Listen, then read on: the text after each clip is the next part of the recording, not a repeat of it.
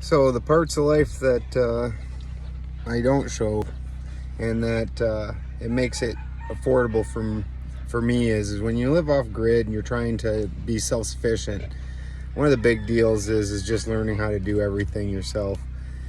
And so every day there's just a bunch of little projects and whatnot, and just things that break down and you got to fix, and just learning how to do it yourself and doing the research and figuring it out. Today it was this is the shifter for my truck, and there's just a little wear spot where you can see it made just a little pinhole in there, and that made it short out, so all the gauges went dead, and even though it would go into gear, you couldn't give it any gas, it wouldn't go anywhere.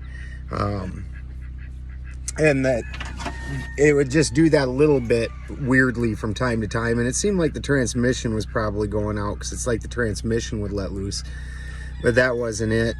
And on this particular truck, this wire on the that's connected to the overdrive tends to wear out like that, and then when that happens, it takes out a lot of different things.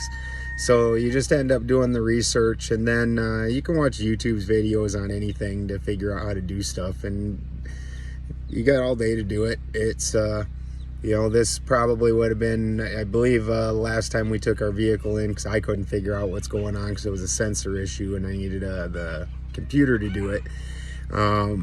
It cost, I think, $350, and they didn't even do anything. They just diagnosed it. They're like, oh, we don't know.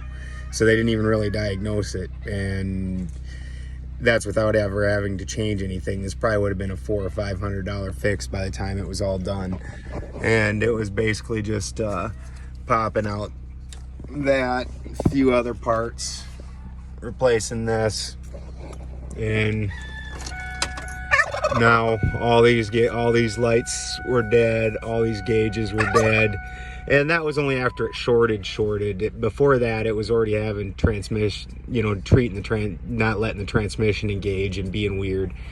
So just doing all that stuff like that yourself is what you end up doing. So you still put in the work, but you know, I had like a $400 or $500 day just on fixing that, and that's just the way you got to look at it.